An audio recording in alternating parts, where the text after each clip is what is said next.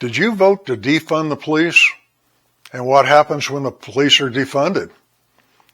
Hi, my name is Larry. My channel is called Being Senior, and today we're going to talk about defunding the police from the senior's perspective. I thank you for being here. What exactly happens when you defund the police? Well, first of all, crime escalates dramatically. Shoplifting gets out of control in Tucson. You have break-ins. They break into homes. They break into cars. We have people here who are worried about their car all the time out in the parking lot. When you're out on the road, speeders are out of control. Tailgaters are out of control. Reckless drivers are out of control. And I never see anybody getting a ticket anymore.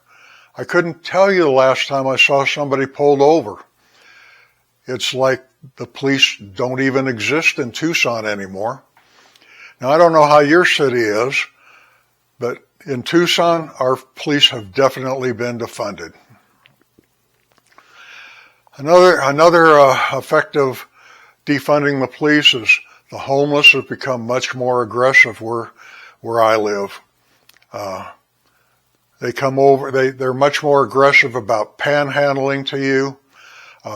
Some of them, I've even seen people being threatened by panhandlers. The seniors where I live are actually terrified of homeless people coming on the property. And it's a very real worry. I understand where they're coming from. And why should criminals worry anymore? We have cashless bail. If they get arrested, they're going to be right back out on the street. Most of the time, the police aren't going to even arrest them because they know if they take them down, nothing's going to happen. They're going to be back out on the street before they can even complete the paperwork. That person's going to be back on the street. Larceny has gone, petty larceny used to be $500 or less. Now it's $1,000 or less. So if they break into your car or your house, unless they get a real valuable piece of jewelry, they're not going to exceed that $1,000 mark. So what happens at that point, it just becomes a petty larceny and nobody goes to jail for petty larceny anymore.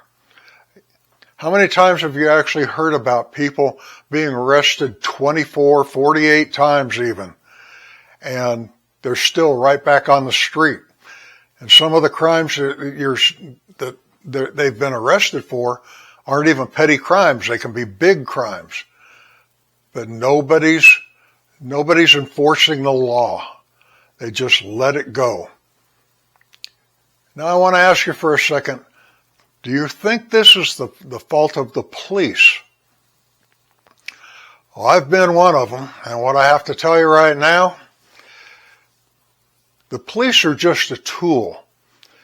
When you show up for work every day, they're going to tell you what you can and can't do, and they're telling you who you can arrest and who you can't.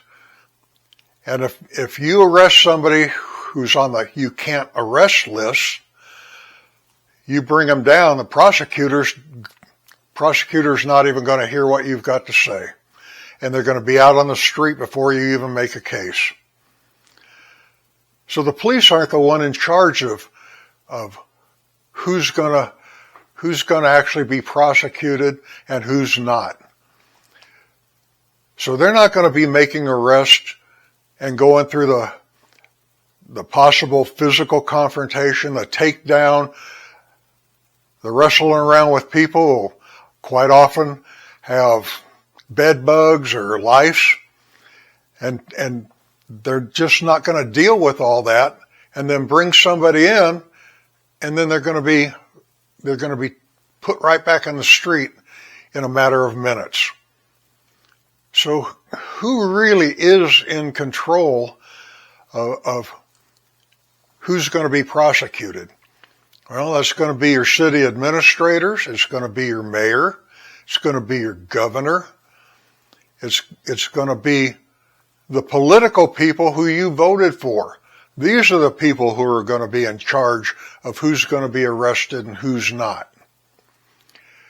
Now, where I live, people don't really seem to realize what they're voting for. They're basically, I have an acronym, I call them TOWLS, T-O-W-L-S, and I call them typical old white liberals.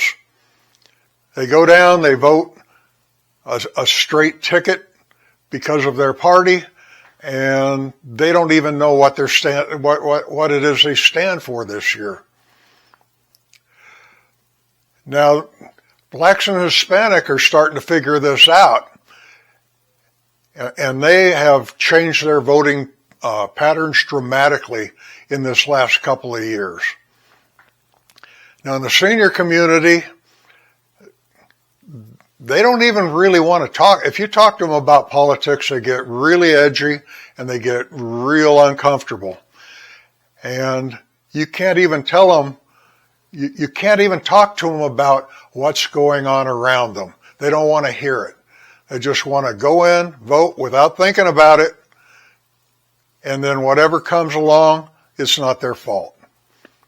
Well, if you have had it with defunded police and you're voting for the party that wants to defund the police, basically you're getting what you asked for. And we even had a big meeting right here at this complex recently.